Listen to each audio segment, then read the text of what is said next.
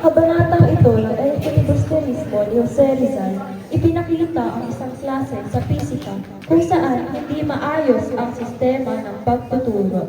Ang guro ay mahigpit at madalas pinapahiya ang mga estudyante sa halip na turuan sila ng maayos.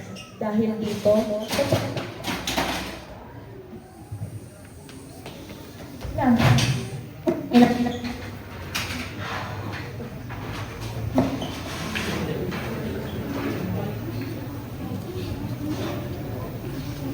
takot ka siya sa tunay ito.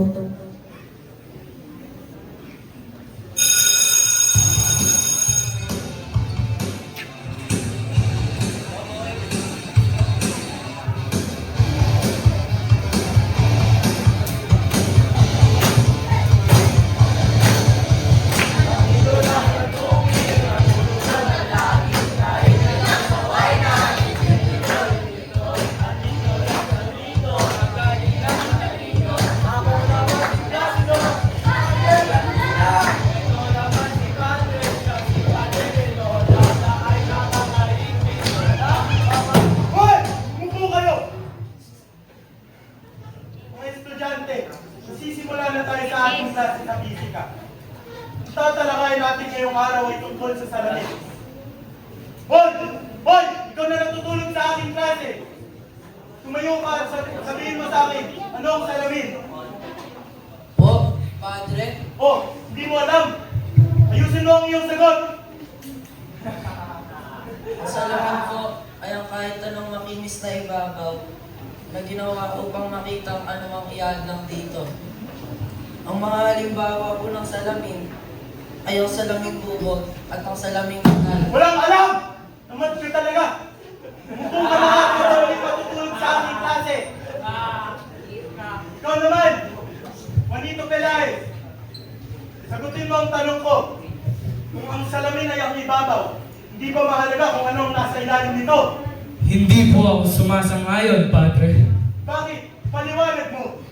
Kasi po, kung ang salamin ay gawa sa kahoy na may barnis, hindi po ba mas mahalaga ang kahoy na nasa ilalim ng barnis?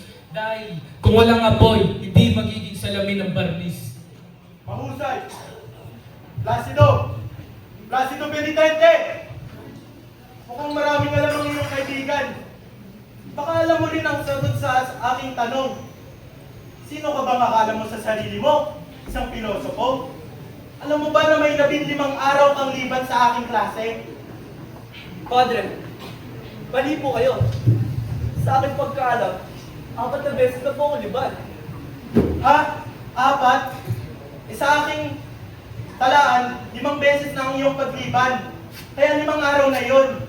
Tapos ngayon pa, hindi mo rin alam ang ating leksyon.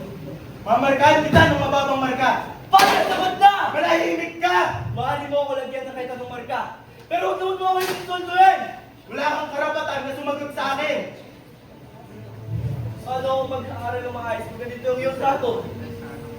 Hindi ko maintindihan. Bakit mo binibilang na 5 beses ang aking liban? Umupo ka kung ayaw mong madagdagan yung pagliban mo. At wala kang karapatan paghusga ng aking pagkatao! Mga kaklase, hindi dapat tayo dadato ng ganito! Kung walang utang na loob, mga malinabang na kabataan, ito talaga ang resulta ng pagbibigay sa inyo ng mga kalayaan. Mga Indio talaga. Kung walang galang sa inyong guro at sa mga nakakatanda sa inyo,